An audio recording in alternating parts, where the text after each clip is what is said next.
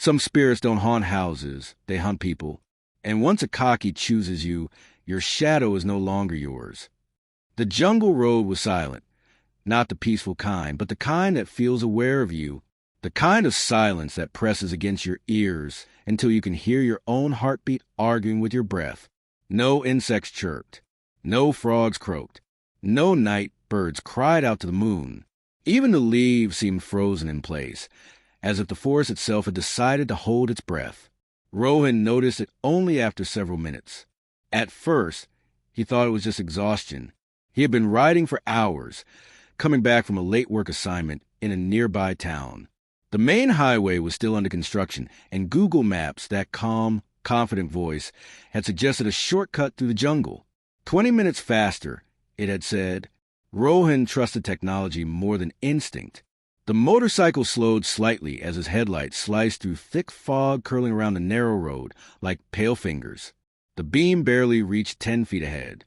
Trees rose on both sides, tall and thin, their trunks disappearing into darkness above. The road felt wrong. Too narrow, too straight, as if it had been carved for a single purpose, not for travel, but for passage. Rohan adjusted his grip on the handlebars. The air was colder here. Not night cold, grave cold. A shiver crawled down his spine. That's when he realized something disturbing. The jungle was not making any sound at all. No wind, no insects, he muttered inside his helmet. Strange place. The motorcycle's engine echoed unnaturally loud, like it was disturbing something ancient. Then the wind whispered. Not loudly, not clearly. Soft, intimate, like someone breathing just behind your neck. Rohan stiffened.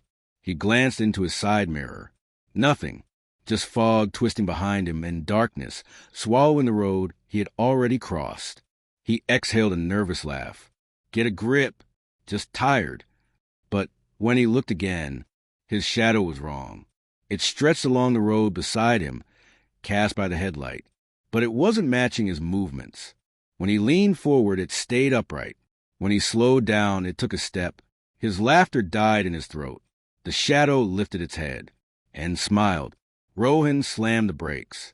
The motorcycle skidded and died. The engine cut out as if someone had pulled its heart free. The headlight flickered. Once, twice, then stayed on, dimmer than before. The fog thickened instantly, swallowing the road, the trees, the sky. Rohan removed his helmet slowly, his breath shaking. "Hello," he called out. The sound didn't travel far. It felt absorbed, digested. That's when he heard it. Scraping. Bare feet dragging against wet soil. Slow. Deliberate. From between the trees on his left. Something crawled forward. A shape bent and wrong. Its fingers were twisted backward. Joints popping softly as it moved. Nails were long and black, digging into the earth, pulling the body closer inch by inch. Hair hung over its face like a curtain of rot and shadow. The smell hit him next. Old blood, wet leaves, decay. The thing stopped just at the edge of the headlight. A voice whispered, "Ruhan." His blood froze solid. His name hadn't been spoken. It had been remembered. I didn't tell anyone," he whispered. The forest replied with silence. Then the creature stepped into the light. Yellow eyes glowed from behind the hair. Her body twitched unnaturally, as if broken bones were shifting under her skin, trying to remember how to move. She tilted her head, slowly, and smiled. A smile stretched too wide, splitting dried lips to reveal blackened teeth. It wasn't a smile of something alive. It was a smile of something patient. Rohan ran, or tried to.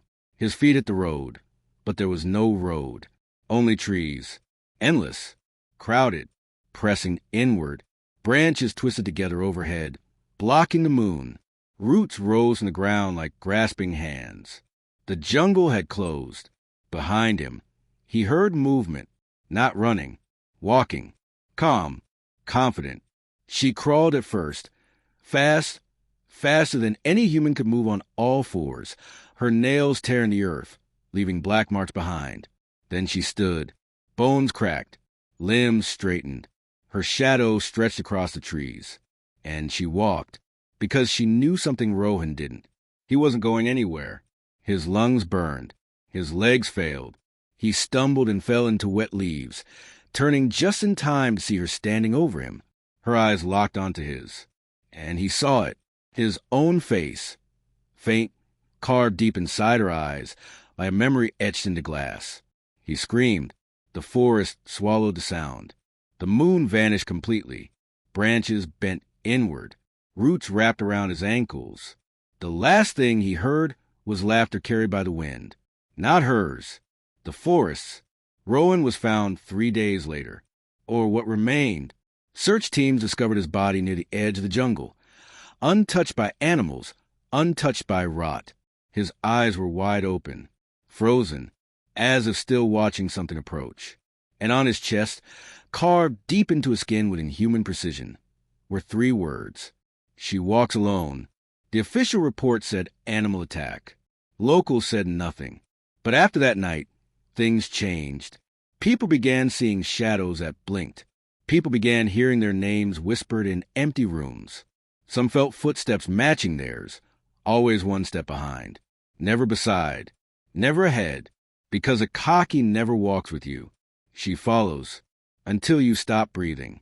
And when you die, your shadow belongs to her, forever.